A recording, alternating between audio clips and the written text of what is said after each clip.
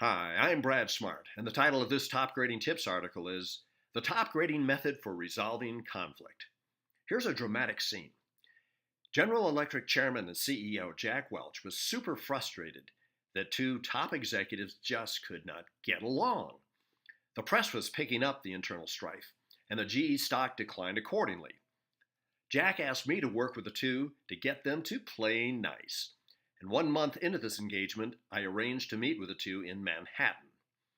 When secretaries learned that we'd be meeting, they were so worried that there would be a blowup and that the press might videotape it and it would be in the nightly news that they literally evacuated an entire floor of a skyscraper. That was totally unnecessary because the top grading approach to conflict resolution had already worked its magic. And within a month after our meeting, the two executives were meeting to implement what everyone concluded was the best possible resolution. So here's the background. In our extensive experience as top graders, assessing and coaching CEOs and other top executives, of course, we've become very aware of what sort of developmental activities top executives need, and I've written about listening skills as one. Another common need among senior executives is to learn how to handle conflicts, to prevent and resolve them. Oddly enough, the actions a manager might take to listen better are very much the same as actions to take to both prevent and resolve conflicts. In a recent issue of Harvard Business Review, an extensive report by Stanford Graduate School in conjunction with the Miles Group showed what 200 executives and other top executives want. I'd like to ask you to go to the article to read the survey, but you'll see right at the top are listening skills and conflict management skills. The top grading method of preventing and resolving conflict is like the top grading for hiring in that there's a deceptively simple solution. For top grading hiring, the Cliff Notes method is to, and I know a lot of you know this, administer the truth serum, conduct a thorough top grading interview, and verify all conclusions and reference checks arranged by candidates. That's top grading in a nutshell. The top grading Cliff Notes method to prevent or resolve conflict is to get both sides to use active listening, to understand each other's position to the other's satisfaction, and then work out a resolution. Let's read on. Here's how you can deal with differences that you might have with another executive. So this is going to personalize it a bit. Suppose you have a significant difference of opinion with, well, it doesn't make any difference, subordinate, peer, boss, customer, or for that matter, spouse. Use active listening to begin to resolve the differences. Active listening is playing back to the other person their point of view to their satisfaction. And you do this before offering your differing perspective.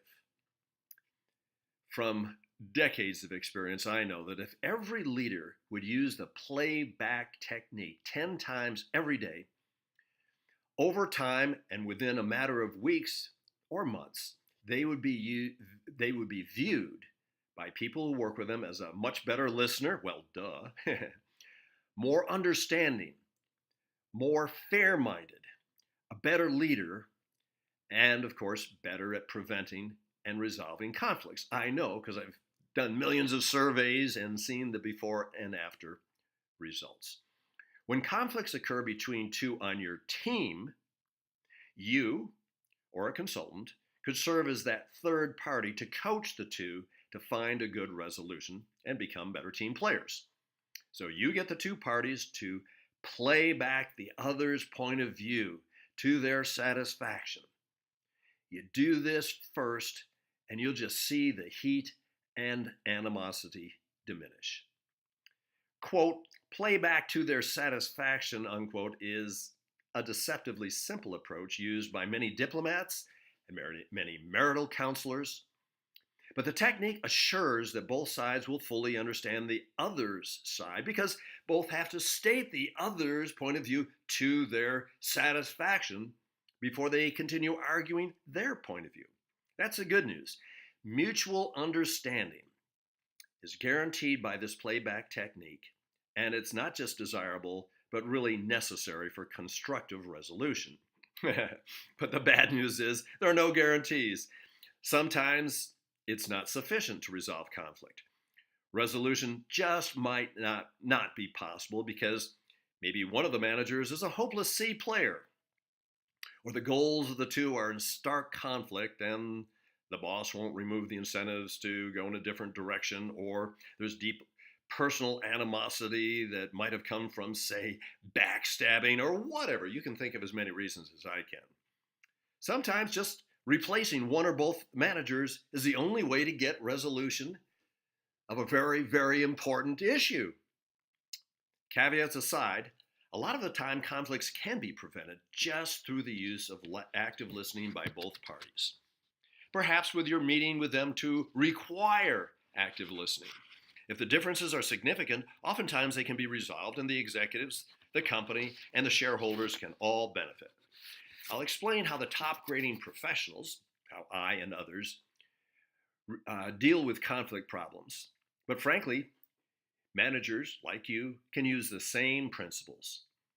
The GE scene was very real but confidential. So here is a hypothetical example of how to help two warring parties achieve resolution.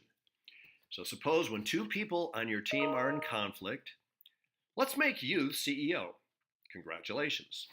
Suppose your head of manufacturing and head of engineering fight each other daily. They hardly talk because you drive hard to get new products on the market, but manufacturing says engineering comes up with unbuildable products, and engineering says manufacturing can't build the products that make money because they're set in their ways, their very old ways. You, or perhaps your COO or a consultant, might handle the conflict resolution. Either way, number one, meet with each individually. Ask what are their points of view, why resolution is important to the company, and what they are willing to give or give up to the other party in order to achieve a resolution. And this is very important. Ask what they would guess the other person's points of view are, what their responses to all those questions will be. This is really powerful stuff. Generally, both parties have such a one-sided view in response to the questions that their predictions of what the other person will say are totally off. When they realize their predictions were wrong, that their perceptions were wrong, it kind of shakes them up.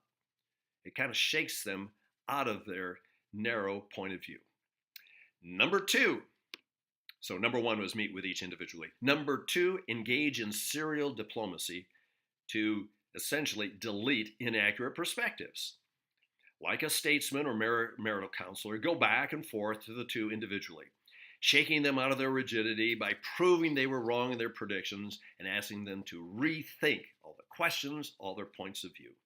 As a hypothetical example, suppose manufacturing predicted that engineering would say, they, engineering, we're not interested in meeting with manufacturing during the design stages. But it's not true. Engineering wants to meet with manufacturing throughout the design stages to be sure manufacturing can build it. Both parties typically are about equally inaccurate at predicting what the other would say, or the goals, actions, what they're willing to do, etc., etc. There might be 5 or 6 individual meetings until both are very much more realistic and truly understand the other's point of view. As their predictions prove inaccurate and truth is introduced, the negative emotion is cooled down and both become more willing to listen to the other's perspectives. It's just normal for all of us to listen to the other person after the other person has clearly stated our point of view to our satisfaction. So obviously I'm linking back to active listening again. The head of engineering might come from a company that had great results with Six Sigma. And that head of manufacturing might have been blasting away at manufacturing for living in the 19th century, not even the 20th century. The smart-ass comments motivated manufacturing to push back instead of actually considering adopting some more modern practices such as Six Sigma. The serial diplomacy by you or someone else might help engineering understand that smart-ass comments are dysfunctional, might help manufacturing finally agree to at least consider launching a Six Sigma initiative or some other lean manufacturing or modern approach. As stated earlier, there are no guarantees. If the head of manufacturing is determined to avoid best practices, then you as CEO might have to dictate the changes or maybe even change the head of manufacturing. Okay. Step number 3, this is the final step, we're almost done here. Engage in serial diplomacy to drive toward a balanced resolution. It's more back and forth. Essentially, both should give, they should give in, and they should give up quite a bit in order for both to finally agree to the resolution. And guess what? In my experience, when groups are warring, the nature of the resolution frequently becomes more about process than specific programs. Sure, in this case, manufacturing might agree to explore Six Sigma, and engineering might agree to stop taking potshots at manufacturing. But what has become clear is that active listening is necessary in order to prevent future conflicts. That becomes the mantra. That's the process commitment. So in summary, here's a brief summary. Listening is the biggest deficiency of top executives, in my opinion, and obviously coming from my experience. And although the principles of active listening are easily stated, it takes a commitment by any executive to do better. From decades of experience, we've learned that executives who improve from, say, a rating of 6 to maybe a rating of 8 in listening are perceived as much better leaders in general. They're better at strategizing because they include more people. They're able to hold people more accountable. And yes, they're perceived as significantly better at preventing and resolving conflicts.